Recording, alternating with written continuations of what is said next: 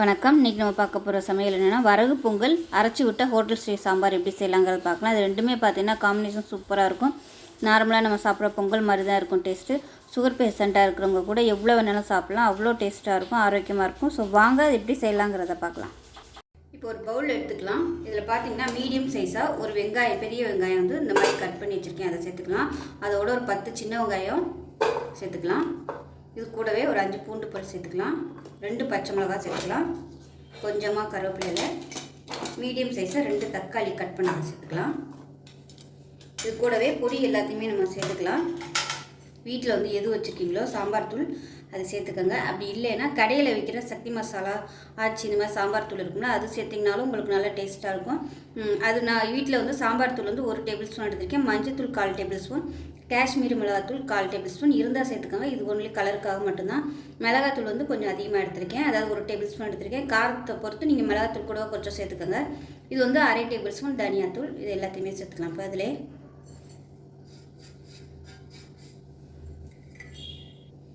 இப்போ இதில் ஒரு 1/2 டம்ளர் அளவுக்கு தண்ணி சேர்த்துக்கலாம்.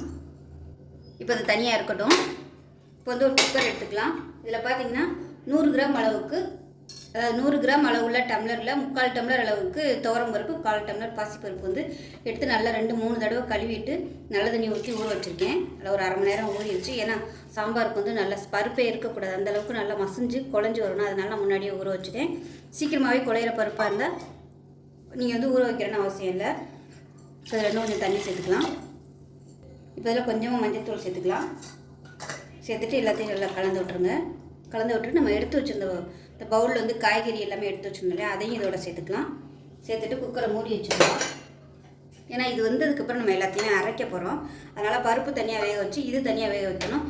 2 குக்கரில் எதுனா வேஸ்ட் ஆகும். அதனால் நான் வந்து ஒரே குக்கரில் இந்த மாதிரி வச்சுருக்கேன். அதை மூடி வச்சுக்கலாம். மூடி வச்சுட்டு நல்லா ஒரு 5 விசில் விட்டுட்டு ஸ்டீம் போனதுக்கப்புறம் பார்க்கலாம். இப்போ ஒரு குக்கர் எடுத்துக்கலாம். இதில் பார்த்தீங்கன்னா இந்த டம்ளரில் இது வந்து 130 ml பிடிக்கும் இந்த டம்ளர். இந்த டம்ளரில் 1 டம்ளர் அளவுக்கு வரகு எடுத்திருக்கேன். இதை சேர்த்துக்கலாம். இதை வந்து நல்லா 2-3 தடவை கழுவிட்டு பார்க்கலாம். டிபார்ட்மெண்ட் ஸ்டோரில் வாங்கினீங்கன்னா உங்களுக்கு இந்த வரகுல வந்து அழுக்கு இருக்காது. சாதாரணமாக லூஸில் உள்ள கடைகளில் வந்து வாங்கினீங்கன்னா உங்களுக்கு இந்த வரகு அரிசியில் வந்து அழுக்கு நிறையா கிடைக்கும். அதனால் நீங்கள் 4-5 தடவை கழுவுற மாதிரி இருக்கும். இது வந்து டிபார்ட்மெண்ட் ஸ்டோரில் வாங்கினதுனால வரகு அரிசி பார்த்திங்கன்னா நல்லா வெள்ளையாகவே தான் இருக்குது. இருந்தாலும் நம்ம 2-3 தடவை கழுவிக்கலாம் அழுக்கு போக. இப்போ நல்லா கழுவிட்டு வந்தாச்சு. இது தனியாக இருக்கட்டும். நம்ம பாசிப்பருப்பு வறுத்துக்கலாம். இப்போ எந்த டம்ளரில் வரகு எடுத்தோமோ அதே டம்ளரில் 1/2 டம்ளர் அளவுக்கு பாசிப்பருப்பு சேர்த்துக்கலாம். இப்போ வந்து வாசனை வர அளவுக்கு வறுத்துக்கலாம். பாசிப்பருப்பு வந்து ரொம்ப சிவக்கிற அளவுக்கு வறுக்கக்கூடாது. கை பொறுக்கிற அளவு சூடு இருந்தால் போதும். இப்போ நல்லா சூடு ஏறிடுச்சு. இதை வேறு பவுலுக்கு மாற்றிட்டு கழுவிட்டு பார்க்கலாம். இப்போ இந்த வரகு அரிசியில் எந்த டம்ளரில் எடுத்தோமோ அதே டம்ளரில் ஒரு 3.5 டம்ளர் அளவுக்கு தண்ணி சேர்த்துக்கலாம்.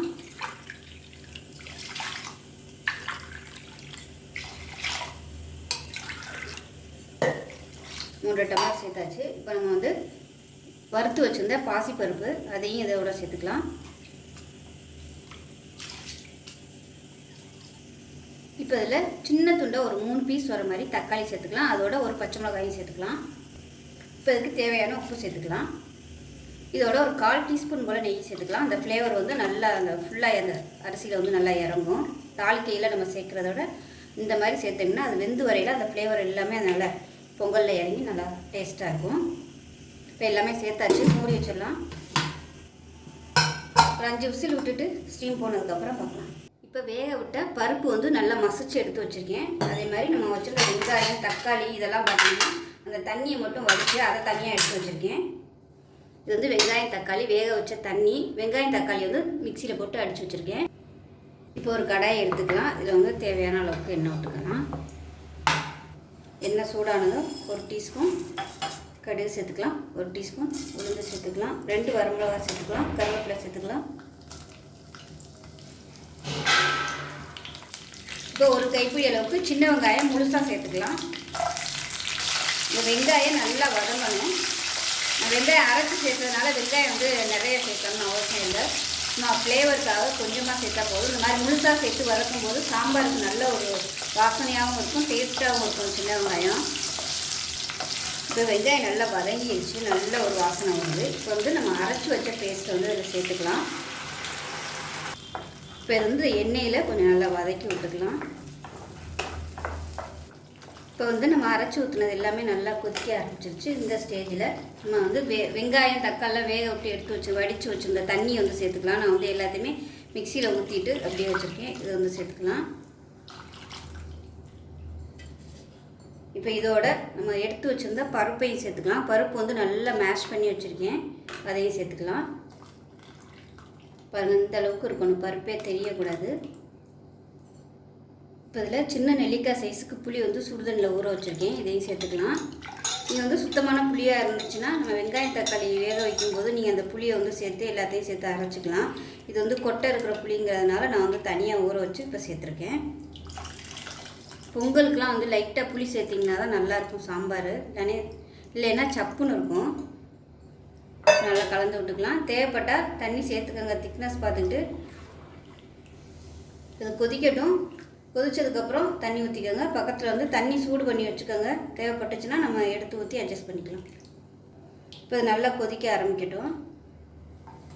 இப்போ இதை மூடி வச்சிடலாம். லைட்டாக அது மாதிரி ஓப்பன் விடுற மாதிரி மூடி வச்சுக்கலாம். இப்போ சாம்பாருக்கு தேவையான உப்பு சேர்த்துக்கலாம். சாம்பார் நல்லா கொதிச்சுக்கிட்டு இருக்குது. இந்த ஸ்டேஜில் ஒரு 1/4 டீஸ்பூன் போல் பெருங்காயம் சேர்த்துக்கலாம்.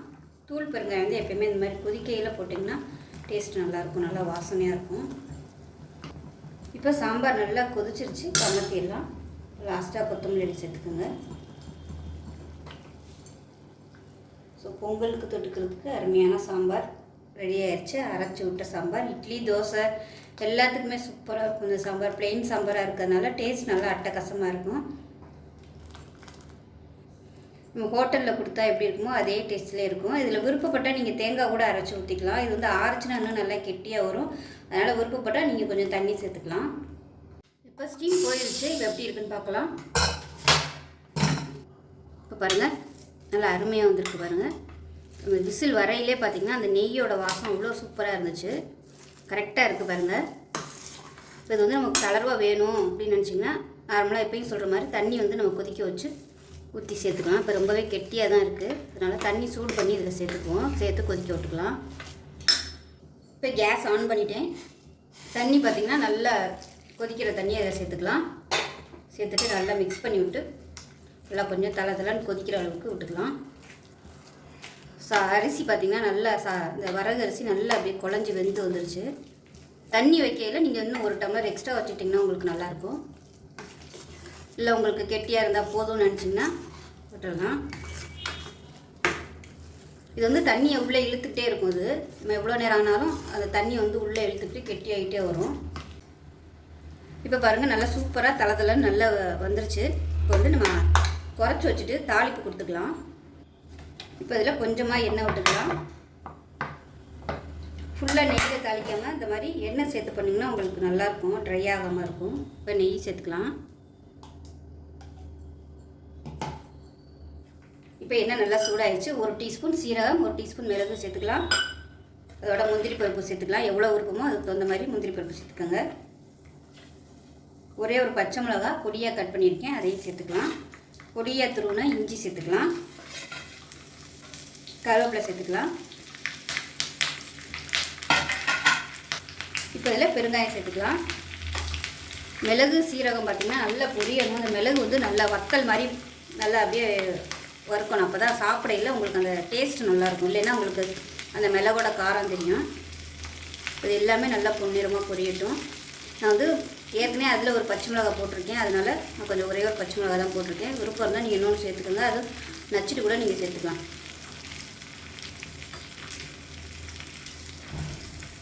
இப்போ நமக்கு தாளிப்பு ரெடி ஆகிடுச்சு. எடுத்து நம்ம பொங்கலை கொட்டிடலாம்.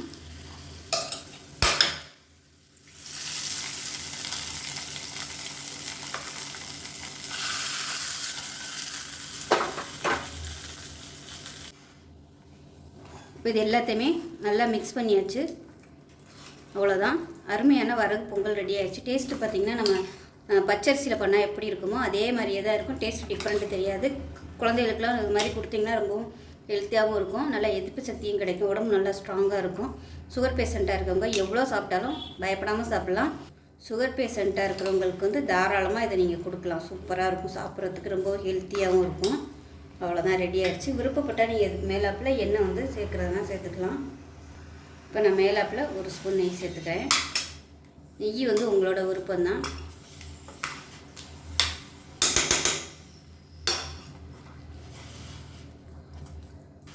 நான் இன்றைக்கி எடுத்துருக்க அளவு வந்து ஒரு 4 பேர் தாராளமாக சாப்பிட்லாம். நான் எடுத்துருக்க அளவு வரகு பார்த்திங்கன்னா ஒரு 130 கிராம் கரெக்டாக இருக்கும். 130 கிராமுக்கு 4 பேர் சாப்பிட்லாம்.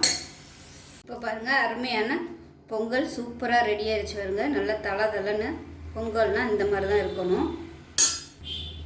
இப்போ நம்ம சாம்பார் சேர்த்துக்கலாம்.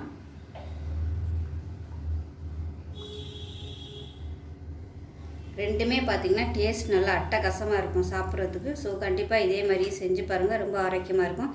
செஞ்சு பார்த்துட்டு எப்படி வந்துச்சுங்கிறத சொல்லுங்கள்.